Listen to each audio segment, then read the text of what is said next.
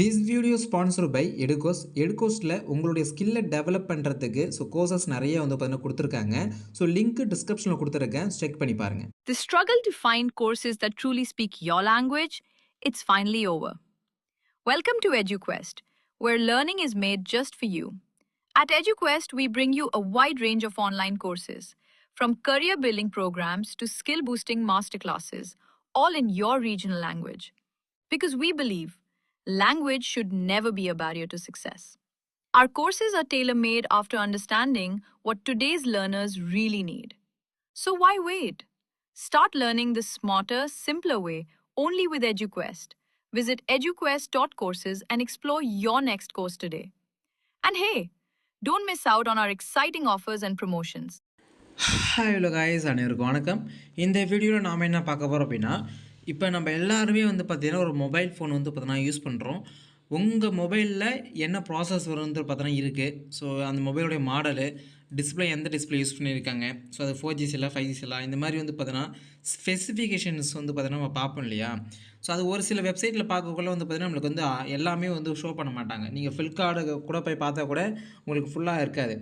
அதே போல் அமேசானில் பார்த்தாலும் ஃபுல்லாக இருக்காது, சரிங்களா. ஆனால் இப்போ நான் சொல்கிற மெத்தடில் நீங்கள் பார்க்குறீங்க அப்படின்னா கண்டிப்பாக பார்த்தீங்கன்னா நீங்கள் மொபைலுடைய ஃபுல் ஸ்பெசிஃபிகேஷன் வந்தனால உங்களால் பார்த்துக்க முடியும்.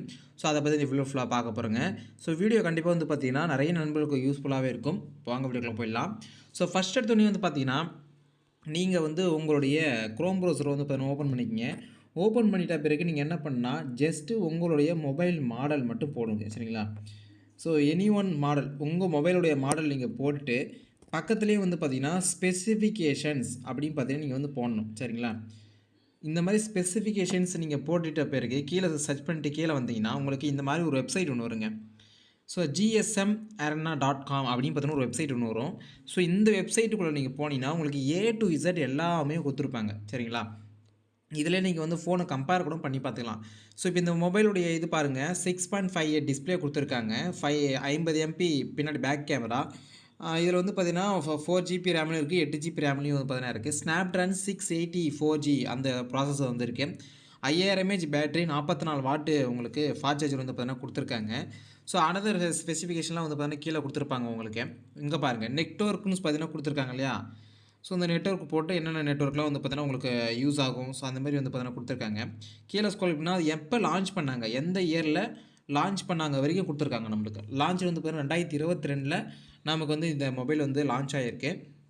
ஸோ அதே போல் பார்த்தீங்கன்னா ரிலீஸ் பண்ணது 2022 தான், ஆகஸ்ட் 15 நம்மளுக்கு ரிலீஸ் ஆகிருக்கு.